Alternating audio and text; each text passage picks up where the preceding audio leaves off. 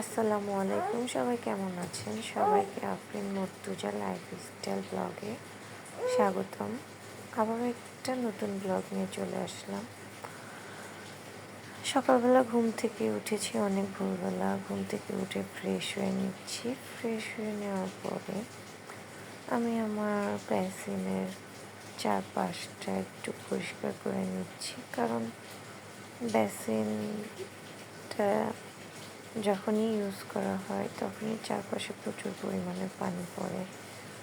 তো এইভাবে আসলে পানিগুলো মুছে রাখতে হয়, কারণ এটা উডের নষ্ট হয়ে যেতে পারে। এই জন্য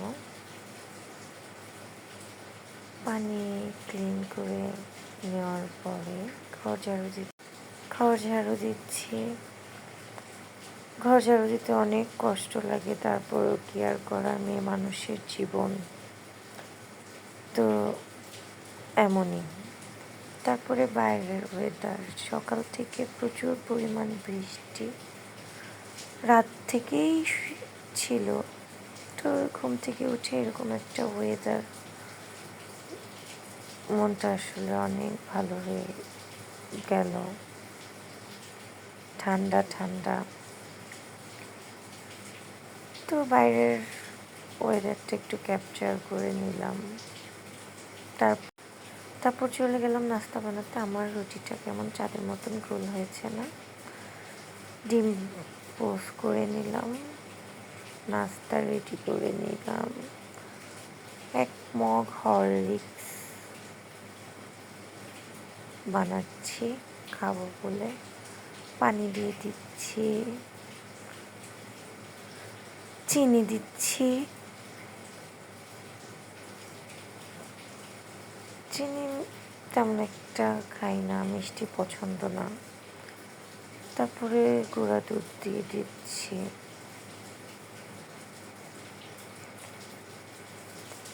তারপরে একটু নেড়ে চেড়ে ভিজা চামিচটা দিয়েই হরলিক্সটা তুলছি। যদিও ভিজা চামিচটা দেওয়া ঠিক না, এতে হরলিক্স জমাট বেঁধে যেতে পারে। তারপরেও কি আর করার, শর্টকাট মেরে দিই। তো এই তো আমার হরলিক্স তৈরি হয়ে গেল। তারপরে নাস্তা শেষে থালা বাসনগুলো পরিষ্কার করতে চলে আসলাম। অনেকগুলো থালা বাসন, তো থালা বাসনগুলো ধুচ্ছি। আর আমার এই ভিডিওটা ক্যাপচার করেছে আমার বড় ছেলে আন্নাফি। সে বলছিল, আম্মু তোমার ফেসটা নেই। আমি বললাম, না বাবা থাক, তুমি এভাবেই ক্যাপচার করো। তো সে খুব হেল্পফুল, সে আমাকে সব কিছুতে অনেক সাপোর্ট করে। সবাই আমার বাচ্চাদের জন্য দোয়া করবেন।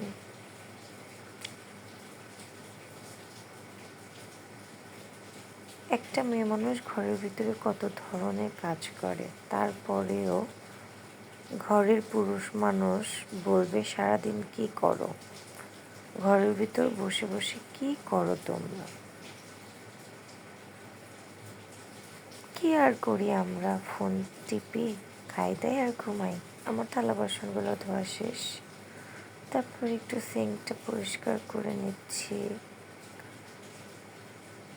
তারপরে খাওয়ার পরে টেবিলটা নোংরা হয়েছিল, সেটা পরিষ্কার করে নিচ্ছি।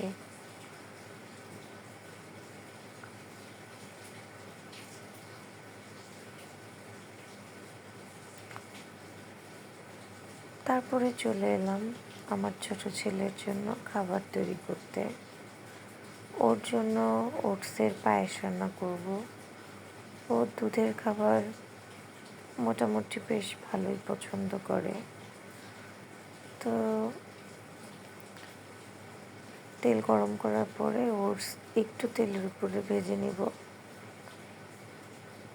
ওটস একটু ব্রাউন কালার হয়ে গেলে তারপরে আমি এটাতে দুধ মিশিয়ে দিব। আসলে এখানে আপনারা তেজপাতা, এলাচ, বাদাম মানে যে যার মতন ইনগ্রিডিয়েন্টস ব্যবহার করতে পারেন। তো ও এভাবে খেতে বেশি পছন্দ করে, তো তার জন্য আমি এভাবেই রান্না করে দিই। তো আবার একটু গুঁড়া দুধ দিয়ে দিলাম যাতে খেতে সুস্বাদু হয়। দুধের জিনিসে যদি দুধই না হয় তাহলে কি আর ভালো লাগে বলেন? তো ওর খাবারটা তৈরি করে নিচ্ছি।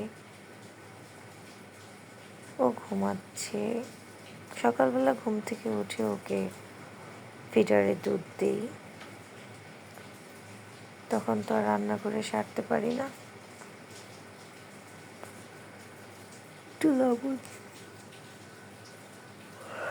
একটু লবণ অ্যাড করে দিলাম। রান্নাঘর থেকে বাইরের ভিউটা নিচ্ছিলাম। নারকেল গাছ একদম 4 তলা পর্যন্ত উঠে এসেছে। বলক আসা পর্যন্ত একটু ওয়েট করতে হবে। আমি ওকে তাল মিছরি খাওয়াই, তো তাল মিছরিটা ফুরিয়ে গেছে দেখে অল্প সামান্য পরিমাণ চিনি দিয়ে দিচ্ছি। যদিও আমি মিষ্টিটা খুব ওকে হালকা পরিমাণে খাওয়াই, বেশি মিষ্টি খাওয়াই না। বেশি মিষ্টি জিনিস ও খেতেও চায় না তেমন। তো আমার রান্না শেষ। গরম পাত্রটা একটু করে ঢেকে রাখছি যাতে ভিতরের গরম ভাবটা বের হয়ে যায়। তারপরে দুপুরের খাবার তৈরি করে নিলাম শর্টকাটে। কারেন্ট ছিল না, পানি ছিল না, কি করব? খিচুড়ি, কালো জিরা ভর্তা আর মাছ ভেজে নিয়েছিলাম। তারপরে বিকালবেলা একটু ঘুরতে যাব। অনেক দিনের শখ ছিল শাড়ি পরে বৃষ্টিতে ভিজবো, ঘুরবো। তো আজকে সেই আহ্লাদটাও পূরণ করে ফেললাম। এই তো আমি রেডি।